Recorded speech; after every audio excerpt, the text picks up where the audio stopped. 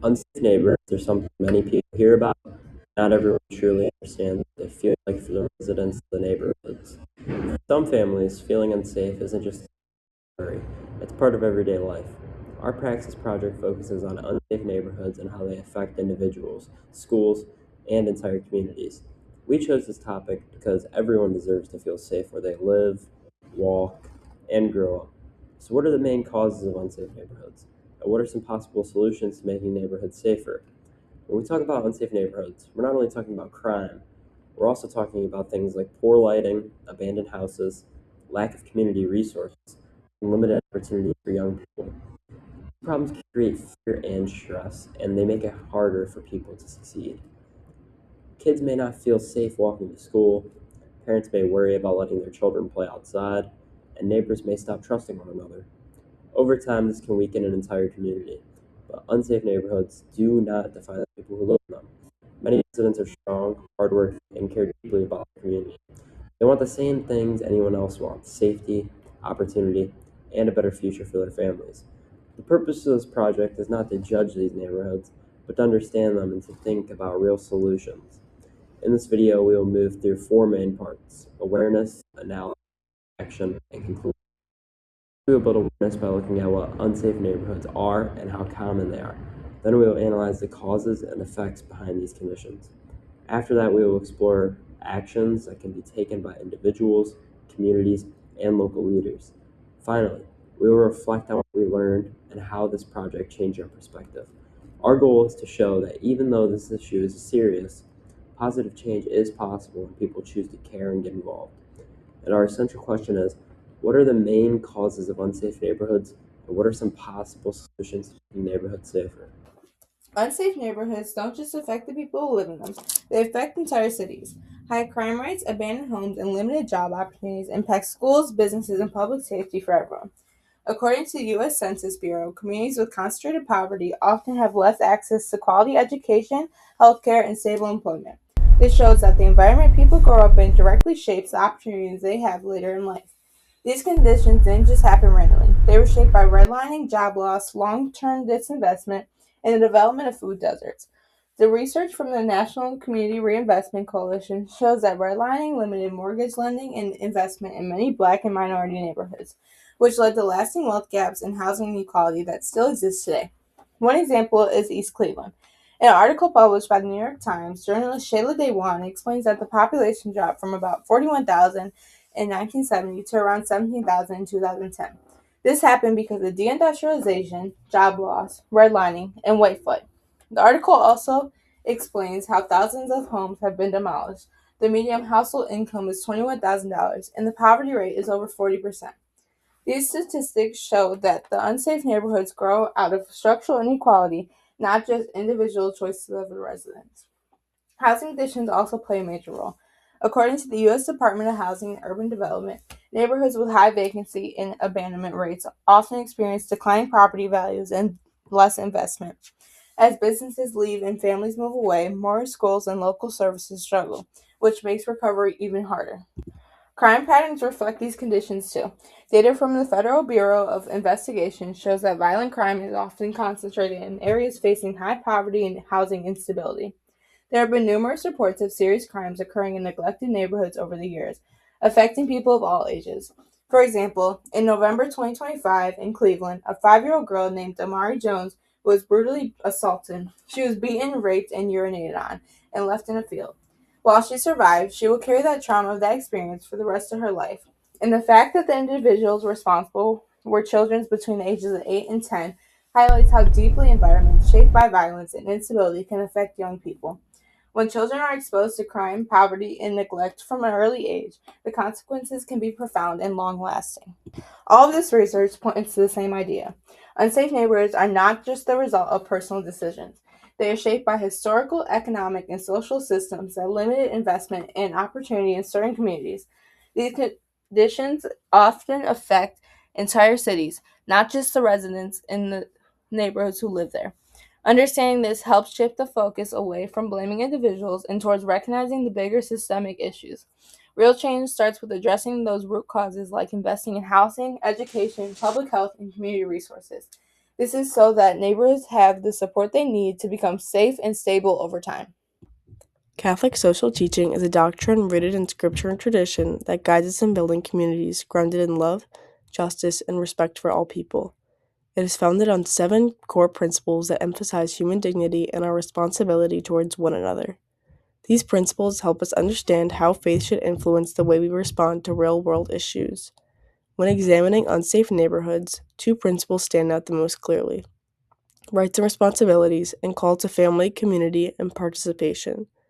The principle of rights and responsibilities begins with the belief that every person is created in the image of God and is given equal God-given rights. These rights include access to basic necessities such as food, shelter, healthcare, and personal safety. However, rights do not exist on their own. When our rights are met, we are called to protect the rights of others, especially those who are unable to defend themselves. In Isaiah chapter 1, verse 17, we are commanded to learn to do good, seek justice, correct oppression, bring justice to the fatherless, and plead the widow's cause. This verse calls us to defend the vulnerable and confront injustice directly. This reflects the Holy Cross charism of option for the poor, which calls us to stand with those who are marginalized and protect their dignity. Recognizing unsafe conditions means taking responsibility to respond. Unsafe neighborhoods often develop because of systemic injustice rather than individual failure. High crime rates are connected to issues such as lack of resources, limited educational opportunities, poor access to healthcare, and unfair job conditions.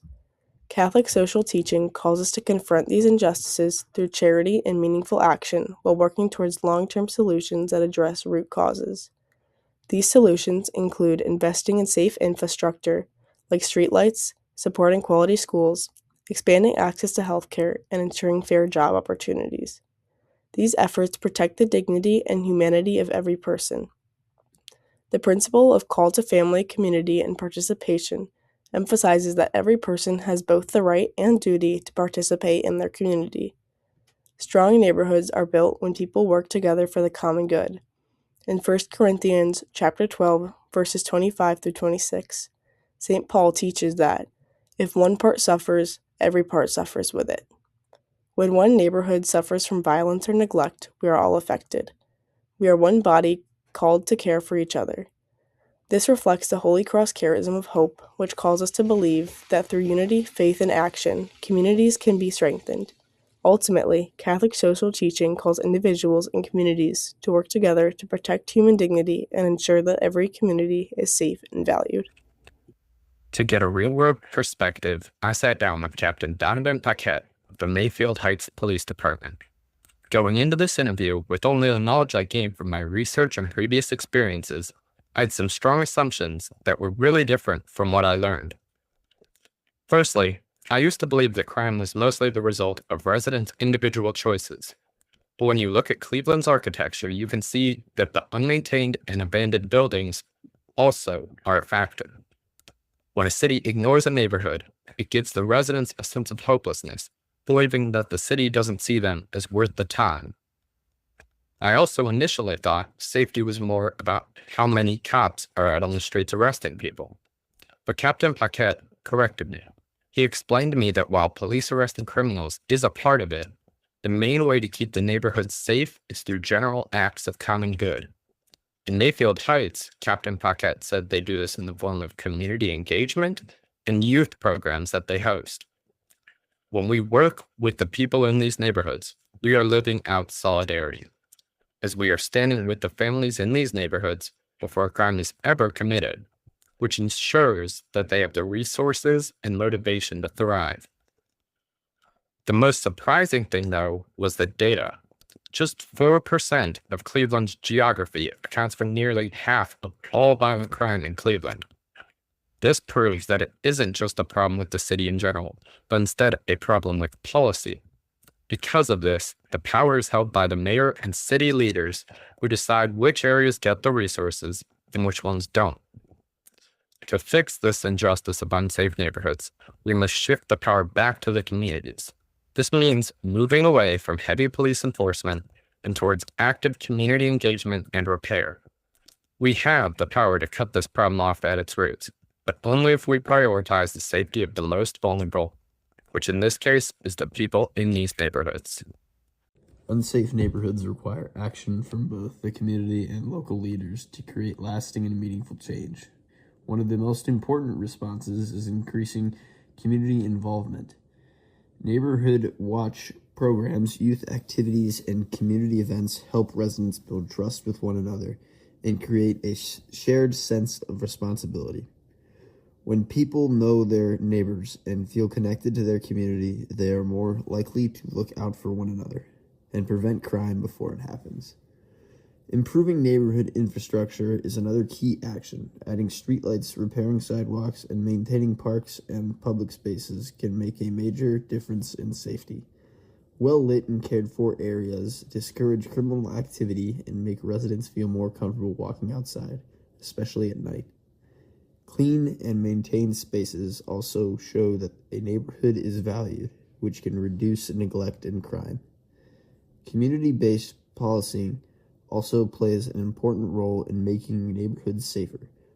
When police officers work closely with residents instead of only responding to emergencies, communication and trust improve. This allows law enforcement to better understand the needs of the community and address problems more effectively.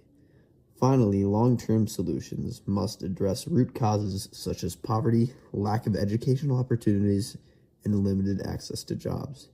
Without addressing these issues, unsafe conditions are likely to continue. Together, community involvement, improved infrastructure, supporting policing, and long-term investment can transform unsafe neighborhoods into safer, stronger, and more supportive communities.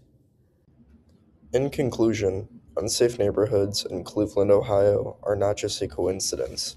They are the result of a long-term social and economic problem. Many of these neighborhoods struggle with high poverty rates, lack of job opportunities, unfunded schools, and limited access to community resources. When people don't have stable housing, quality education, or employment options, crime becomes more likely and safety becomes harder to maintain. Another major factor is the lack of investment in certain areas of the city. Some neighborhoods have been ignored for decades, leading to abandoned buildings, poor infrastructure, and fewer businesses. These conditions can make neighborhoods feel unsafe and can increase criminal activity. This shows that unsafe neighborhoods are a systematic injustice, meaning the problem is built into how society and institutions operate, not caused by individuals alone. However, there is hope for change. Improving safety in Cleveland requires investing in communities instead of neglecting them. This includes better funding for schools, more job training programs, affordable housing, and access to mental health services. Increasing community-based policing and supporting local organizations can also help build trust between residents and law enforcement. Unsafe neighborhoods affect everyone, not just the people who live there. When communities are safer, people can put their focus elsewhere, like on education, work, and overall building better futures. Addressing unsafe neighborhoods in Cleveland is an act of justice because it gives residents the opportunity to live with dignity, security, and hope. By focusing on long-term solutions, Cleveland can move toward becoming a safer and more equal city for all.